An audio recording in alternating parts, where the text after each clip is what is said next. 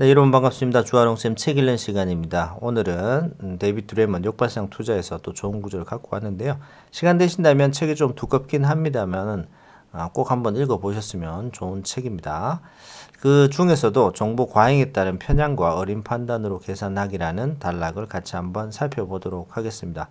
자, 바로 책 내용 들어가도록 하겠습니다.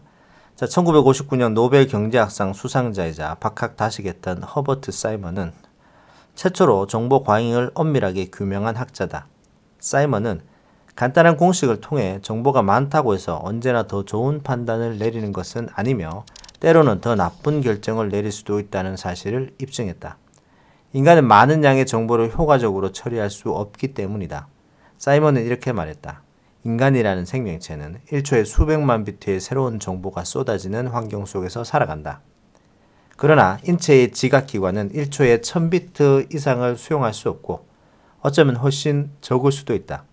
우리는 던져진 정보 중 극소량의 정보에만 의식적으로 반응한다. 그런데 정보에 대한 인간의 반응은 편향성을 갖는다. 사이먼은 정보를 거르는 과정이 수동적인 행위가 아니라 처음부터 전체 정보의 극히 일부분에만 주목하며 관심 영역을 벗어나는 정보 대부분을 배제하는 능동적 과정이라고 지적한다. 사이먼은 인간은 수많은 정보에 둘러싸이며 관심 있는 부분만 보고 나머지는 걸러내는데 이것이 편향성의 핵심이라고 지적했다. 1999년 바바 쉬브와 알렉산드 페도리킨, 최근에는 2000년 넬슨 코만 교수가 사이먼의 이론을 뒷받침하는 연구 결과를 발표했다. 주식시장에서 정보 과잉에 가장 시달리는 사람은 누구일까? 전문 투자자나 개인 투자자라고는 보기 어렵다. 정보의 양은 거의 무한대에 가깝기 때문이다.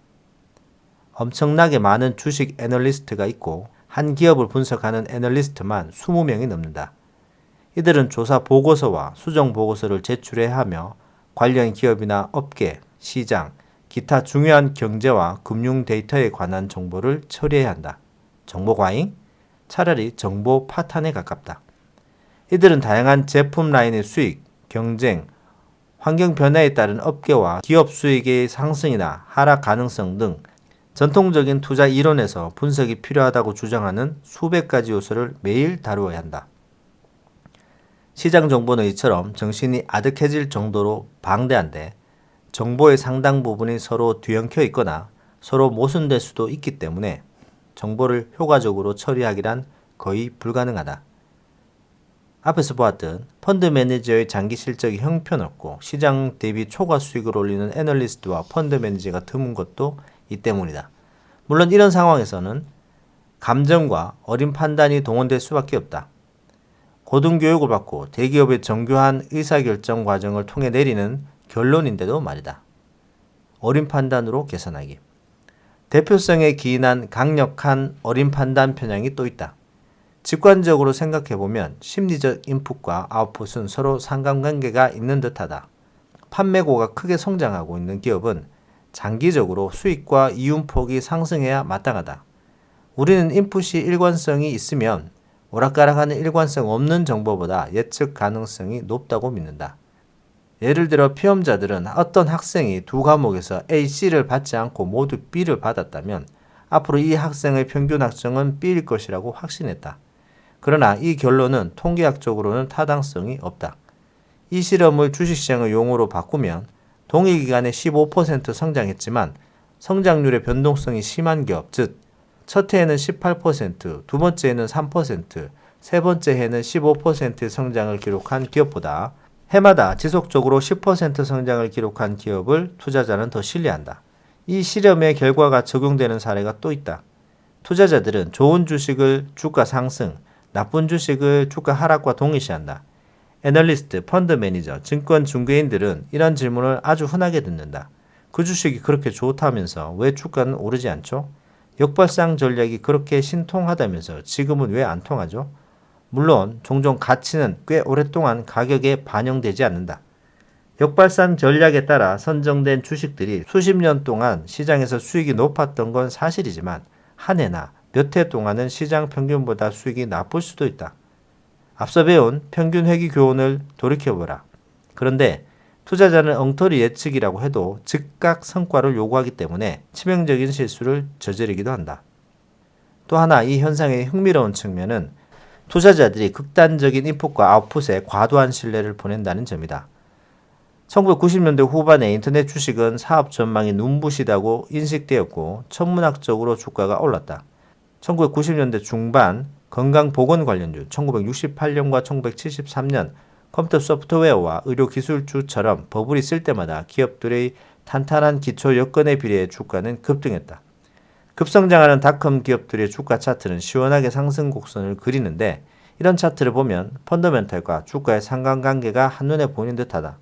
사람들은 펀더멘탈과 주가의 상관관계를 통한 주가 예측을 신뢰할 수 있다고 믿는다. 그러나 수십 년 동안 투자자들이 고초를 겪으며 얻은 교훈에 의하면 이런 상관관계는 오래가지 못한다. 폭락과 패닉이 발생할 때마다 매번 동일한 사고 기제가 적용된다. 주가가 하락하면 애널리스트와 펀드 매니저는 수익 예측치를 낮춘다. 영민한 시장 진단가인 그레이엄과 도드는 인풋과 아웃풋의 관계를 똑똑히 목격했다. 두 사람은 이렇게 지적했다.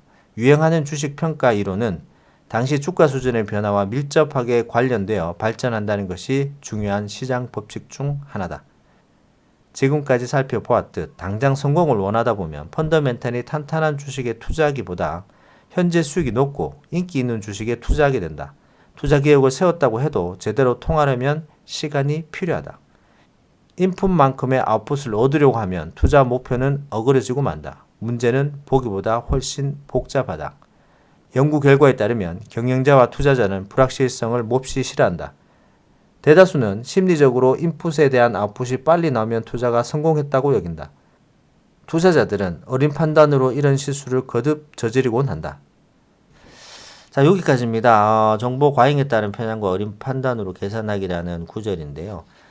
간단하게 말씀드리면 정보가 많이 가지고 있는 사람이라고 해서 그 정보를 정확하게 처리해가지고 정확한 결론을 도출하기란 쉽지 않고 사람이기 때문에 처음부터 본인이 보고 싶은 부분, 그러니까 지극히 정보의 일부분에만 주목해서 편향을 가지게끔 돼 있고, 그 다음에 어린 판단으로 계산하기 위해서는 뭐 얘기가 나오긴 하겠습니다만은 투자자가 엉터리 예측이라고 하더라도 즉각 성과를 요구하기 때문에 실수를 많이 저지른다. 마지막에 이런 거 나오죠. 투자 계획을 세우고 그 다음에 아웃풋을 제대로 얻으려면 시간이 생각보다 좀 더 걸린다. 그래서 너무 조급해하지 말라라는 얘기를 하고 있습니다. 그리고 뭐 꾸준하게 15% 10% 성장한다고 해서 그 기업이 계속해서 좋을 거라는 그런 어떤 어린 판단도 하지 말라는 그런 얘기를 하고 있는 것 같습니다. 자, 도움 되셨다면 좋아요, 구독하기 꼭 눌러주시기 바랍니다. 감사합니다.